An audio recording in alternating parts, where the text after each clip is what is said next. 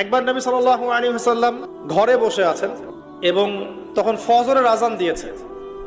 তিনি বাসা থেকে বের হয়ে গেলেন, দেখলেন যে তার স্ত্রী মুসল্লায় নামাজ পড়ছে এবং নামাজ শেষ করে তিনি সুবহানাল্লাহ, আলহামদুলিল্লাহ, আল্লাহু আকবার, লা ইলাহা ইল্লাল্লাহ এগুলো পড়ছেন। হাতে খেজুরের বিচি আছে, খেজুরের বিচি এগুলো দিয়ে পড়ছেন, গুনছেন। নবীজি চলে গেলেন নামাজে সাল্লাল্লাহু আলাইহি ওয়াসাল্লাম, গিয়ে সালাত পড়লেন, তার সকালের কাজগুলো সারলেন। সকালে ফজরের পরে তিনি দার্স দিতেন, সাহাবীদেরকে কিছু বলতেন, কেউ স্বপ্ন দেখলে সেটা শুনতেন, ব্যাখ্যা করতেন, সময় লাগতো। এরপর ইশরাকের নামাজ পড়ে বাসায় আসতেন। তিনি সকালের সমস্ত কাজ সেরে বাসায় ফিরে দেখলেন স্ত্রী রাদিয়াল্লাহু আনহা তখনও ওই অবস্থাতেই বসে আছে এবং তাসবিহ তাহলিল করছেন। আল্লাহর নবী সাল্লাল্লাহু আলাইহি ওয়াসাল্লাম অবাক হয়ে জিজ্ঞাসা করলেন, তুমি কি তখন থেকে এখানে বসে আছো?